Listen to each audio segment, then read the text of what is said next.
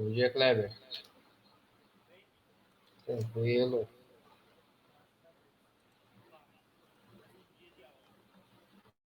Se Deus quiser, vamos embora. Pessoal, vamos começar, né, a nossa aula. Vamos iniciar, né, a aula, tá? Falando hoje sobre requerimento judicial simples, ok? Onde eu vou ter, né, onde eu vou passar aqui, eu vou colocar aqui na tela, né, essa. Eu vou tentar partilhar aqui com vocês, né, a tela, onde eu fiz, né, os slides, para poder. O slide que eu passei para vocês, tá? O material, ok? Que é hoje falando sobre o requerimento judicial simples, tá? Por que o simples? Porque o composto nós vamos falar mais à frente. Salvo engano, já vai ser. Já vamos entrar, né, já na próxima aula a respeito desse requerimento simples, tá? Desculpa, do complexo. Tá? Então, o requerimento judicial, em geral, tá? Seja ele simples ou complexo, é aquele feito ao magistrado, tá? Por uma das partes, onde se solicita algo. Aí, como eu coloquei, esse requerimento judicial ele pode ser simples ou complexo, tá? Hoje nós vamos falar sobre o simples.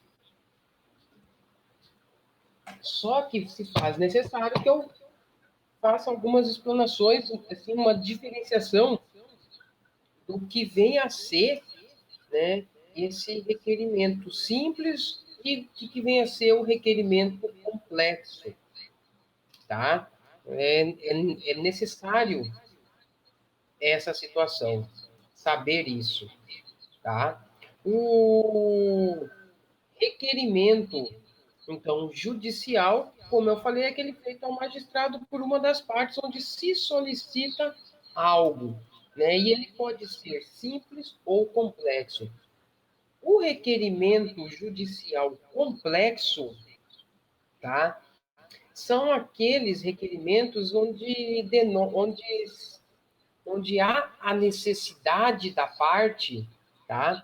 Dele expor, dele fazer uma maior argumentação, né, dos fatos, dos direitos, né, uma fundamentação maior, tem um desenvolvimento argumentativo maior, tá, nesse requerimento judicial complexo, ok? Tem normas, né, eles deve ser seguido algumas normas, né, algumas exigências que o momento processual requer, tá? E quais são essas peças, né, esses requerimentos judiciais complexos, né? São geralmente as peças iniciais do processo. Petição inicial, reclamação trabalhista, denúncia, queixa-crime, contestação, razões de recurso, contra-razões recursais, ou seja, são aquelas peças processuais que têm que ser apresentadas em determinado momento processual e que depende, né, de, de uma maior complexidade, ou seja, o desenvolvimento argumentativo tem que ser mais aguçado, tem que ser mais apurado, né? Há uma questão de, por exemplo, você tem que fundamentar as suas alegações, há um maior rigor para esses requerimentos judiciais complexos. É o contrário do requerimento judicial simples, ele puramente simples, né? Onde a parte ela se utiliza desse requerimento para cumprir uma determinada ordem judicial ou informar o magistrado de algo sobre alguma situação, juntada de documentos, apresentação de rol de testemunhas, né? Então, assim, não há uma certa complexidade no que você vai fazer, é apenas uma informação. Então, o requerimento judicial, nós temos que ter em mente que esse requerimento judicial é a peça, né, é o meio pelo qual as partes elas se comunicam ao juiz, tá? Eles se comunicam com o juiz. As partes, então, eles se comunicam com o juiz por meio, tá, desses requerimentos judiciais. Ao contrário, o juiz, ele se comunica com as partes através das intimações que são realizadas pelo Diário Oficial da Justiça, tá? Então, veja, as partes, elas se comunicam com o juiz, as partes são autor, réu, terceiro interessado, peritos, Ministério Público, qualquer parte que esteja no processo, ele se comunica com o juiz por meio desses requerimentos judiciais, sejam eles simples ou complexos, tá? Mas o juiz, ele só vai se comunicar com as partes por meio da intimação, que é realizada, né, com a publicação no Diário Oficial de Justiça, tá? Alguma dúvida, pessoal, até aqui?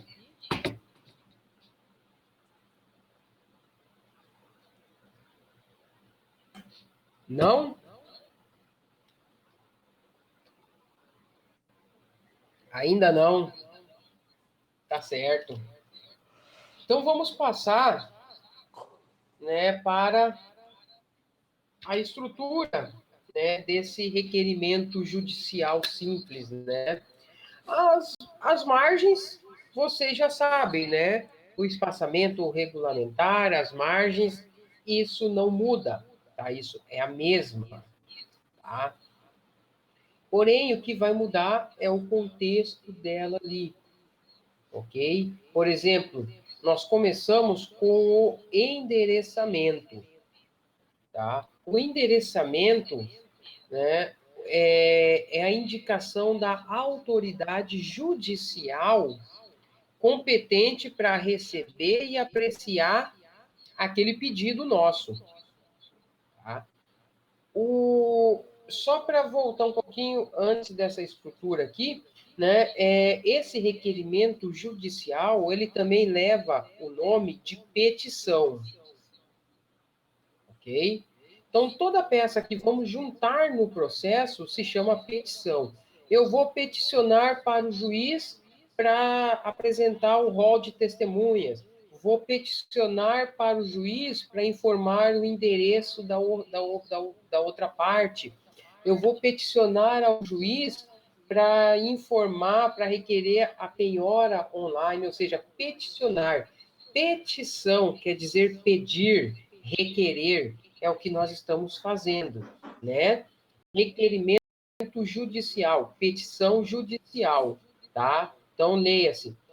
Requerimento, a mesma coisa que petição, tá? Que petição vem da palavra pedir, requerer, tá? Então, sempre que falar, eu vou peticionar nos autos, ou seja, eu vou requerer algo, seja ela complexa ou seja ela simples, tá? Então, vamos começar a ter, né, a ver esses requerimentos como sendo uma petição pura e simples, ok?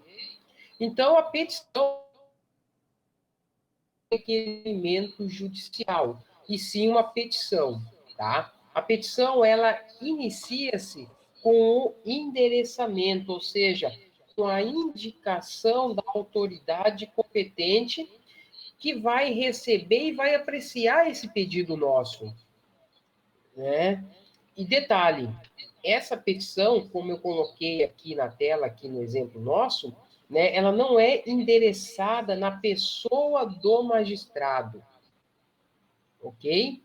Mas sim para o cargo em que ele está ocupando, tá bom? E isso é feito, né, como eu citei aqui no exemplo. Excelentíssimo senhor doutor juiz de direito da Vara Civil da Comarca de Cuiabá. Nesse caso, como é uma petição simples, aqui eu poderia colocar, né, qualquer vara, a primeira vara civil, segunda vara civil, terceira vara civil, ou seja, qualquer uma das varas. Por quê? Porque eu já tenho o número do processo, eu já sei em que vara está tramitando esse processo, tá?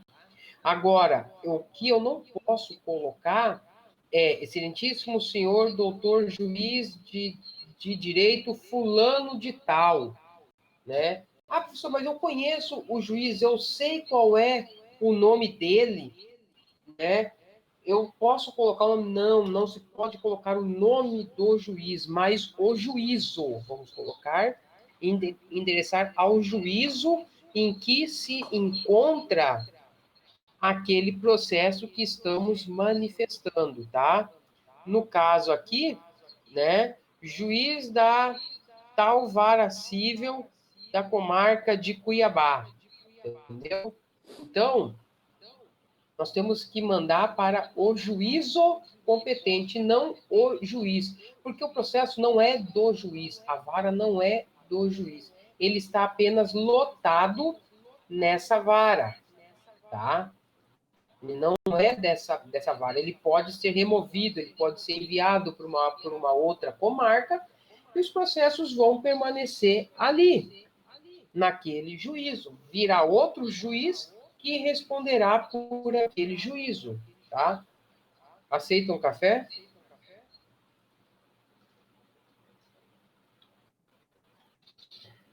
Pessoal, vocês estão conseguindo ver a tela ou não?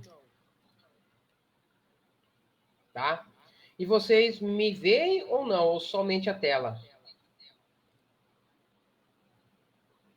Vê os dois. Os dois. Os dois, Ah, professor. tá, porque eu não consigo me ver. Tá? Eu tenho só Mas a uma gente está tela, te então eu vendo. não consigo. Eu não consigo. Qualquer coisa me falem, tá? Porque eu não estou conseguindo me ver. Eu só vejo a tela que eu pus aqui, que eu estou compartilhando. Ok?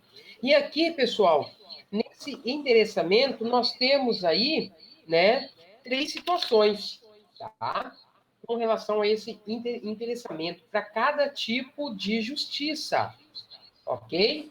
Na justiça estadual, tá?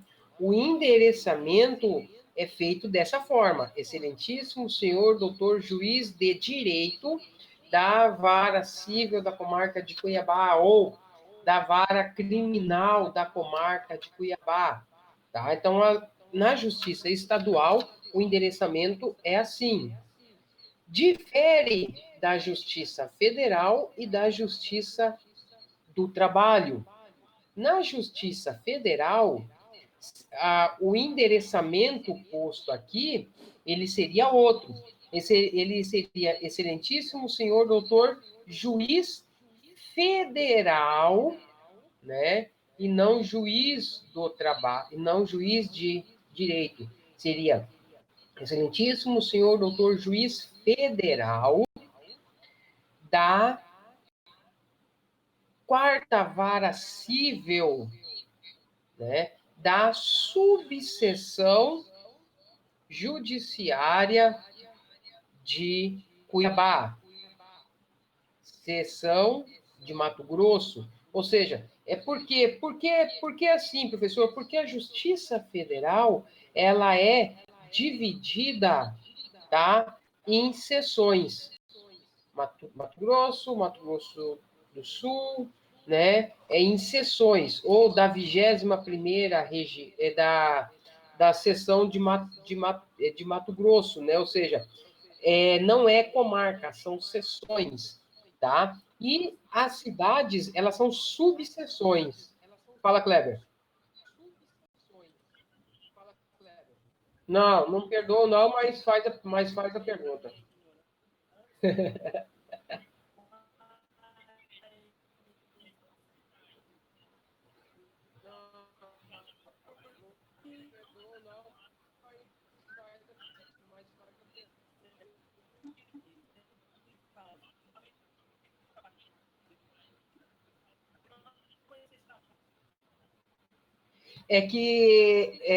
Primeiramente, tá, eu estava só brincando, viu, Kleber? A gente está aqui para sofrer, tá? A questão é, todos os juízes, eles são formados em direito, são bacharéis em direito, tá? O áudio do Kleber estava ruim mesmo. E o meu? Como é que tá? Tá bom? O seu tá chiando, professor, e com eco. Tá. Ixi, que eu não sei. Deve ser problema do aplicativo.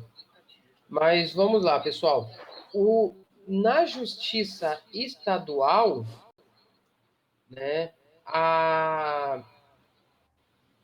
o juiz estadual, ele é chamado de juiz de direito. É a praxe dentro do judiciário, né? Juiz, até para diferenciar, né, os juízes, as justiças, né?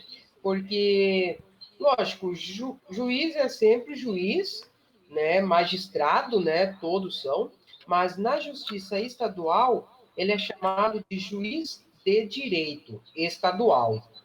No federal, o juiz de direito ele é juiz federal. Então, ele tem a competência dele, de atuação dele, é no âmbito federal, ou seja, no Brasil todo, porém, ele está vinculado a uma seção, né, a uma seção judiciária, ou seja, a um estado. Né? E, nesse caso, né, ou seja, a um TRF.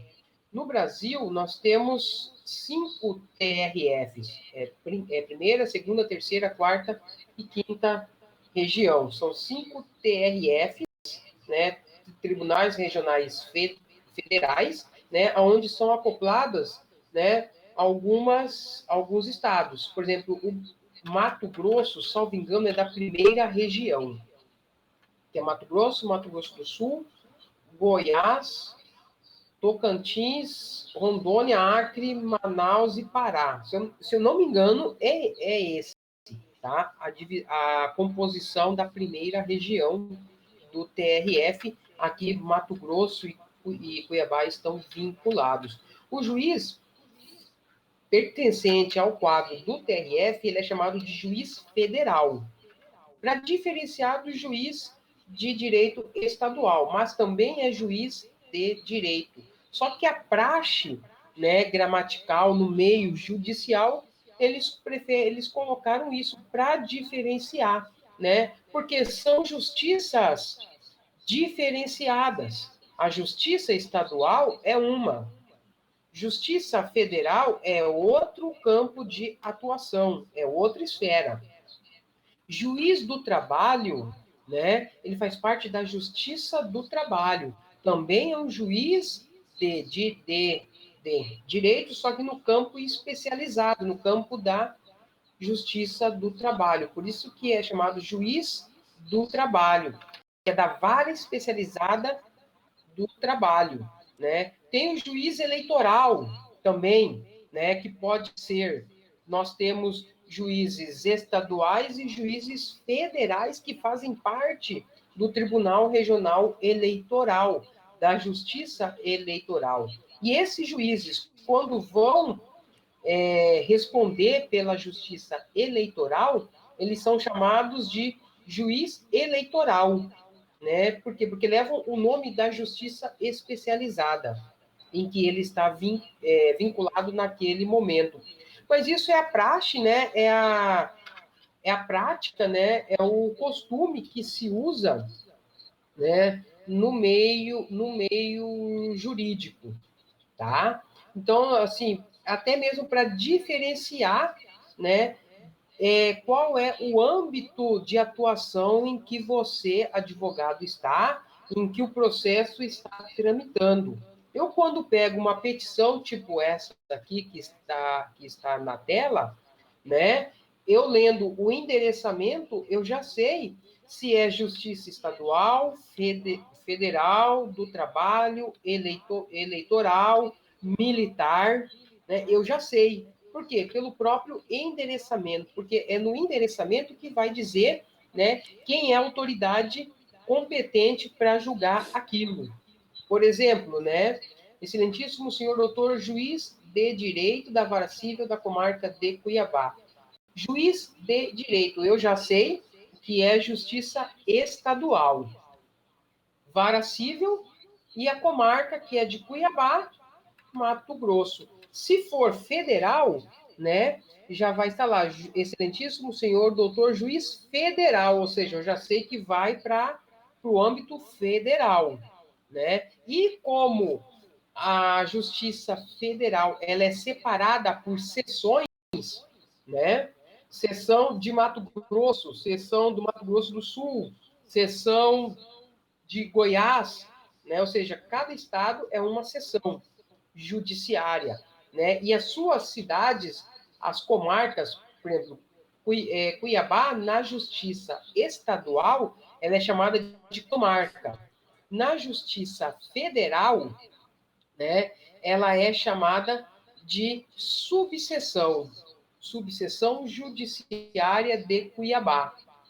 Na justiça do trabalho, né, ela difere também, né? Vai estar lá o endereçamento, excelentíssimo senhor doutor juiz do trabalho, né? Ou seja, já sabe que é a justiça do trabalho. Da quarta vara do trabalho, não é vara civil, mas vara do trabalho, né? Da comarca de Cuiabá, MT. A justiça do trabalho pode ser colocado da comarca de Cuiabá, MT também, ou pode colocar quarta vara do trabalho de Cuiabá, não tem problema, tá? Mas nós já sabemos que é feito, né, de comarcas também, é dividido a justiça do trabalho em comarcas também. As cidades são divididas em comarca. Professor, eu tenho que colocar doutor antes de juiz? O que vocês acham? Coloca ou não doutor?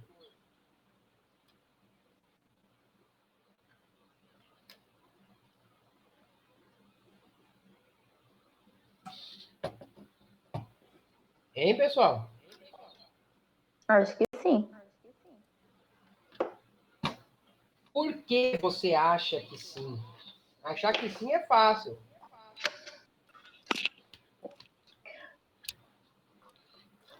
Sei lá, eu acho que é uma forma mais de respeito, né? Ah, mas o juiz, ele tem doutorado? Doutor não é só quem tem doutorado? Mas os advogados não ganharam esse título de doutor, então acho que se advogado é chamado de doutor, imagina o juiz, que é um grau acima, então por isso. Josenias, eu perguntei, né, por que eu tenho que colocar doutor antes de juiz, né? E se doutor é Eu só acho que é para uma quem tem qualificação, doutorado? acho que é uma qualificação em respeito ao grau do cargo que ele utiliza. Eu acho que tem que colocar, mas não sei. A Daniele falou que não precisa, né? E a Tafaela, ela estava indo bem até ela fazer essa conclusão dela, até antes dela fazer essa conclusão dela aí, né? Porque juiz, advogado, membros do Ministério Público, né, os promotores, eles estão no mesmo grau hierárquico.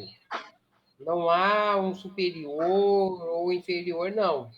É tudo igual. Juiz, advogado e promotor é o mesmo patamar, né? Então, não tá porque ele é juiz, ele está num grau hierárquico maior. Não está, não. É tudo igual. Mas, professor, mas doutor não é só quem tem doutorado? Para nível acadêmico, sim, né? Doutor é só quem tem doutorado. Esse título acadêmico é só para quem tem doutorado, né? Porém, doutor, no mundo jurídico, né? Essa designação de doutor faz parte do uso forense nosso, da justiça, da justiça brasileira, né? Por quê? Porque é uma tradição nossa de chamar todos os advogados, juízes, promotores, né, de doutores. Por quê? Porque isso vem, essa designação de doutor, né, foi foi nos dada essa designação de doutor de um decreto imperial de 1825, feito por Dom Pedro I, né, que deu origem, né, à Lei do Império em 1827, onde ele fala sobre o título de doutor para o advogado. Então, o advogado, ele é chamado de doutor, assim como o juiz, o promotor, né, mediante uma tradição que vem lá da época do Império, de um decreto imperial, tá? Feito por Dom Pedro I. Então, esse título nosso, né, é um título concedido aos advogados, aos juízes, aos promotores, por Dom Pedro I. E essa tradição vem até hoje de utilizar a palavra, a designação de doutor, independente se tem título acadêmico de doutorado ou não. Tá? Por isso que todos os advogados são chamados de doutores. Advogados, juízes, tá? Promotores, tá? Então, eles são chamados de doutores por causa disso. Por causa desse título concedido por Dom Pedro I, ok? Passado isso, nós temos, né, a identificação do número do processo e o espaço regulamentar. O número do processo, nós já sabemos quando é feito o protocolo da petição inicial, né, que é aquela numeração única, né, do processo. Feito essa identificação do número do processo, porque nós temos que colocar o número do processo para identificar qual é, aonde nós estamos nos manifestando, ok? Feito essa identificação, nós iniciamos o parágrafo com o nome do requerente. É aquele que está fazendo a petição inicial, né? É o cliente do advogado, né? Aquele que está cumprindo alguma ordem, tá? Mas nós temos que colocar o nome do requerente e não do advogado, ok? Temos que colocar o nome do requerente e não do advogado. E outra, não é necessário colocar a qualificação total, ok? Não há necessidade. Daniele, por que o advogado é chamado de doutor? O título de doutorado foi concedido aos advogados por Dom Pedro I, em 1827. Título este que não se confunde com o estabelecido na Lei de Diretrizes e Bases da Educação, aferido e concedido pelas universidades acadêmicos em geral. É uma forma de tratamento cultural. Parabéns, Daniele, parabéns, Josenia. É isso aí. né, é uma fase, né, é uma forma de tratamento cultural, tá, que nós temos aí, né, entre os advogados, ok? Mas voltando lá, a qualificação, a iniciar, né, o parágrafo, nós colocamos o nome do requerente, indicamos o nome do requerente, ou seja, aquele que está fazendo, que está cumprindo uma determinação judicial, aquele que está fazendo a peça, né? O nome do requerente, tá? Que é aquele que está nos autos, ok? Não há necessidade de colocar a qualificação total, uma vez que a sua qualificação já está inserida nos seus dados em outras peças anteriores, na primeira oportunidade que você se manifestou, seja na petição inicial, você colocou todo o seu endereçamento, toda a sua qualificação, ou na contestação, né, que onde a parte muitas vezes coloca, né, novamente a sua qualificação toda ali. Então, como já tem a sua qualificação completa em outras peças, nessa petição simples, você não precisa colocar sua qualificação completa. Basta apenas fazer a menção do seu nome, né? No caso aqui, Melvio. Aí a expressão já qualificado nos autos em epígrafe. Autos em epígrafe, o que quer dizer? É o número do processo aqui, ou seja, nos autos em evidência, nos autos colocados acima aqui, no número do processo que está aqui, epigrafado, né? Que move em face de Calígula, ou seja, nós temos que fazer menção da parte contrária, tá? Se eu sou o autor, se o Melvio é o autor, ele coloca que move em face de Calígula, né? Também igualmente qualificado, tá? Também ele já está qualificado nos autos. Se o Melvio, nesse caso, ele é a parte passiva, é o réu da ação, ele colocaria assim, Melvio, já qualificado nos autos em epígrafe, né, que é movido, né, por Calígula, nos autos em epígrafe, movido por Calígula. No caso, seria que o Calígula seria o autor desse processo que moveu a ação contra Melvio, né? Igualmente qualificado, vem por meio de seu advogado, tá? Devidamente constituído, a ilustre presença de Vossa Excelência. Nós temos que colocar que o Melvio, a parte que está fazendo o processo, ela vem representada por intermédio do seu advogado, tá? Então, o advogado é quem faz essa petição, não é qualquer pessoa, tá? Não pode ser a parte propriamente dita quem vai fazer essa petição, mas sim o advogado. Então, o advogado ele é indispensável nas petições, tá? Então, quem tem que fazer.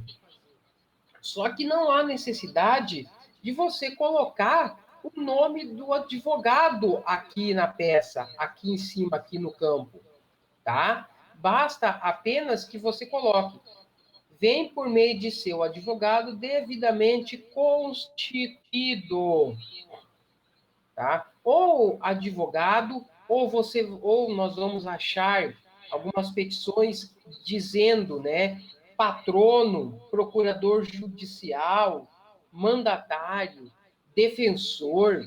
As palavras, né, são várias, mas geralmente é advogado, tá? Devidamente constituído, a ilustre presença de Vossa Excelência. Que Vossa Excelência? O juiz de direito, né, da Vara Civil da Comarca de Cuiabá. Tá?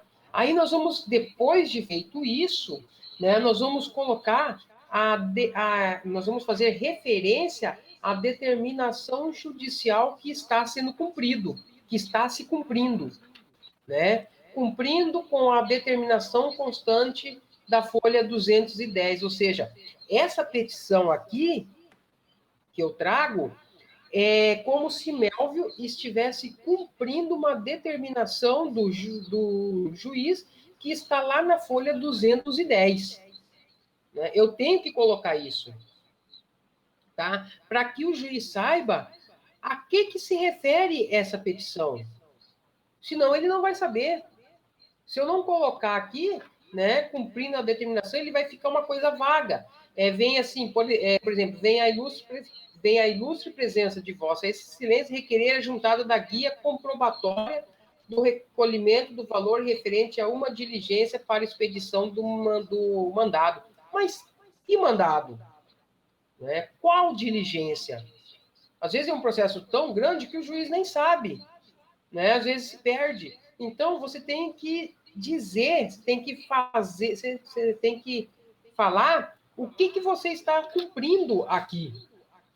Né? Estou cumprindo a determinação que o juiz pôs lá, folha 210. Vamos supor que a outra parte, depois que o juiz apresentou essa determinação aqui, as folhas 210, a outra parte veio e apresentou uma petição com documentos e tal, juntando aí, ou veio um ofício respondendo ao juízo, vamos supor que o juiz tinha pedido lá atrás um outro documento, né, apresentação de um documento para um órgão, e esse órgão apresentou e essa documentação que eles juntaram foi depois dessa folha 210, vamos supor que as folhas 211 vem a resposta de um ofício que ele tinha pedido, que o juiz pediu, e nesse documento, nessa resposta, vamos supor que tenha 50 folhas ou 100 folhas, entre petição, entre a resposta do ofício e documentos apresentados. Né? Então, ou seja, a determinação que ele tinha feito ali, para que o Melville cumprisse, já ficou lá atrás. Vai ficar difícil para ele enquadrar ali, ver o que ele tinha pedido, né, para o Melville e o que ele está fazendo. Então, é de suma importância que colocamos, né, que está sendo cumprida a determinação que ele mandou lá nas folhas 210. Porque daí, na hora que ele, o juiz ou o gestor mesmo, pegar essa petição, ele já vai lá nas folhas 210 e vê o que ele realmente pediu.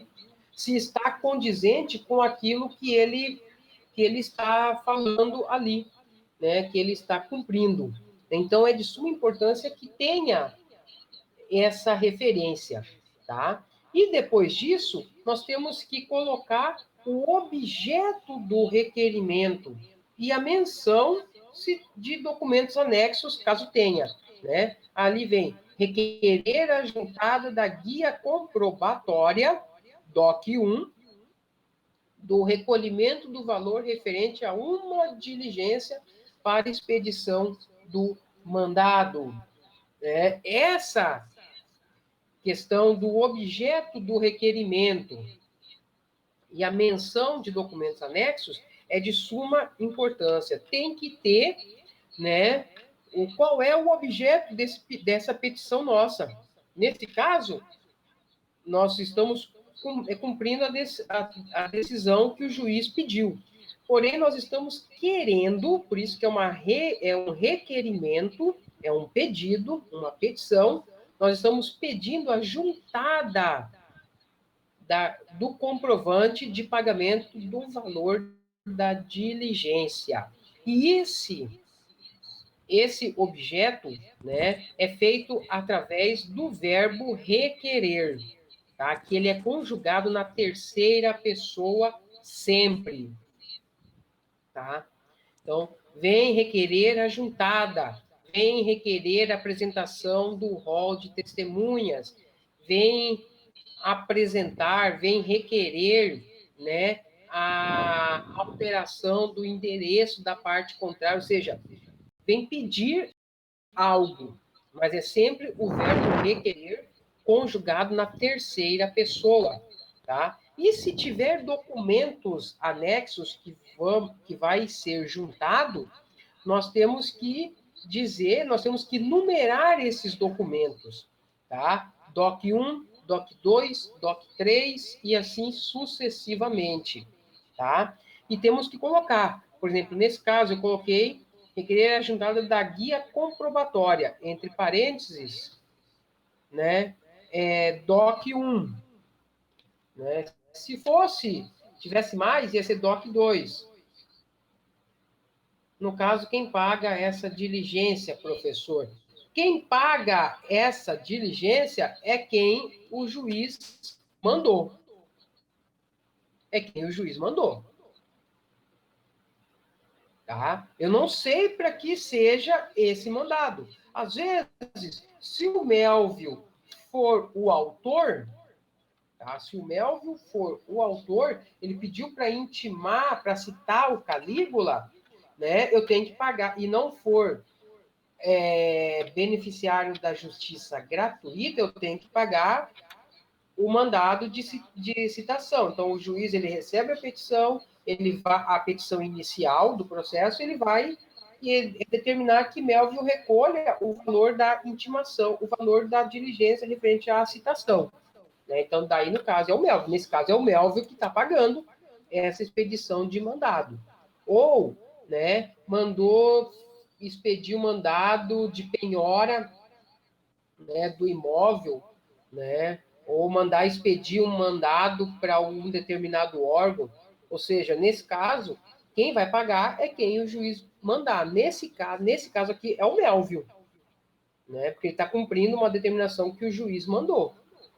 Né? Nós vamos cumprir o que o juiz mandou. Se ele mandou, nesse caso aqui, o juiz mandou Melvio recolher a diligência do oficial de justiça para expedição do mandado. Eu não coloquei qual mandado, para que era, né?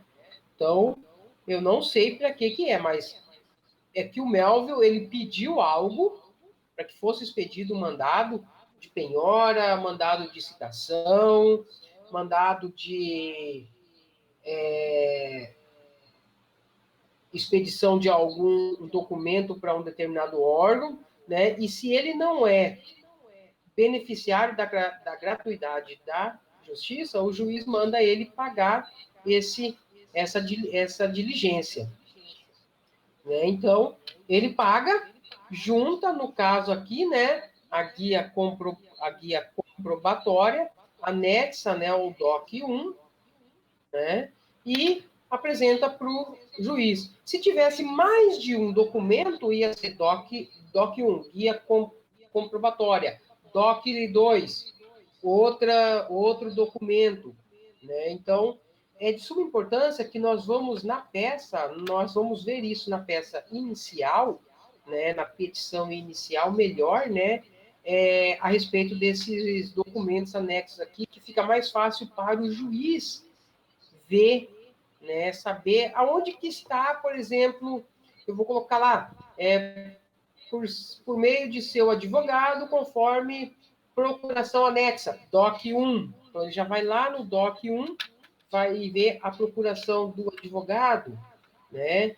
Ou ele fala, ó, conforme a outra parte reconhece que me deve, conforme documento 5, DOC 5, ou seja, o juiz já vai direto lá no DOC 5 e abre e vê o documento. É mais fácil para visualização, tá? E até porque aqui, por exemplo, nós podemos colocar, ela tem uma segurança jurídica também, tá? Essa questão de numerarmos os DOCs, dizer que ele está anexo. Por quê? Porque pode ser que às vezes você junte aqui, coloque aqui DOC 1, né, em anexo, e você esquece de anexar.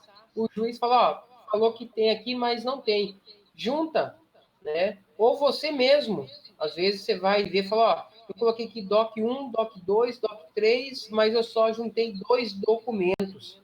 Eu fiz menção de 3 documentos, mas eu só juntei 2. Então, você já sabe e você vai juntar o que está faltando, né? É até para ficar mais fácil também, tá? Vocês estão conseguindo entender essa situação aqui? Professor, então a numeração corresponde à quantidade de documentos que vai ser anexado, não que necessariamente venha de uma linha de documentos que já foram anexados. É isso? É uma sequência de documentos que você está anexando naquele documento, nessa petição aqui. Certo. Né? Por exemplo, se em uma petição anterior eu tenho anexado 3 documentos, e aí eu preciso anexar mais, aí seria na sequência documento 4, é isso? Não. Ou eu teria que reiniciar a numeração? A numeração reinicia a cada petição. Mesmo se tratando do mesmo processo? Mesmo. Ah, era isso. Era essa a questão, era a minha dúvida. Por exemplo, você vai entrar com uma petição lá, um processo, a petição inicial, né? Casada, tal, e você esquece de juntar a sua certidão de casamento. Você junta tudo quanto é documento e esquece da certidão de casamento, ou não, melhor, do comprovante de endereço seu. Você não juntou, você falou que você mora na rua tal, endereço tal, mas você não juntou na inicial o comprovante de endereço e passou batido. O juiz, quando ele recebe essa petição inicial, ele vai intimar você, né, para que você apresente o comprovante de endereço. Você vai colocar lá, né, Tafaiane, já qualificado nos autos em epígrafe, que move em face de tal, igualmente qualificado, vem por meio de seu advogado, devidamente constituído a ilustre presença de Vossa Excelência, cumprindo a determinação de folhas tal, né, requerer a juntada do comprovante de endereço, DOC 1, ou seja, cada petição inicia-se do zero a documentação que você está juntando. Tá? Então, você vai juntar para cada petição que você fizer, a numeração do documento começa-se do 1. Zera, né, a cada petição. Porque cada petição é uma petição à parte, não tem nada a ver, né? Porque se fosse, imagina a numeração de documentos que você ia ter que contar para saber aonde que você está. Não, cada peça é uma situação. É um documento que você junta. Tá? Depois que você fez isso, apresentou o objeto do requerimento, mencionou que tem documentos anexos, você vai fazer o desfecho disso tudo, né? E o desfecho é realizado por meio dessa expressão. Nestes termos, pede deferimento. Ou seja, quais termos? Isso que você pôs aqui, né? Que você está cumprindo a determinação de folhas tal, e, diante disso, você quer a juntada da guia do comprovante do pagamento do valor da diligência. Esses são os termos. E, diante disso, você pede o deferimento, a autorização do juiz, a concordância dessa juntada aqui, né, desse comprovante. Feito isso, né, você vai colocar local e data em que a petição foi feita e a assinatura. A assinatura, tá, é feita pelo advogado, ok? É somente o advogado que assina a petição, não é o cliente. É o advogado quem vai assinar a procuração. Então, essa assinatura aqui vai o nome do advogado, o nome e o número da OAB em que ele está inscrito. Tá? Tiago, advogado, OAB MT número tal. E eu coloco a minha assinatura. Entendeu? Então, quem assina o requerimento é somente o advogado, onde tem que constar o nome completo do advogado e o número da inscrição e sessão da OAB em que ele está inscrito. Pessoal, ficou alguma dúvida com relação a isso?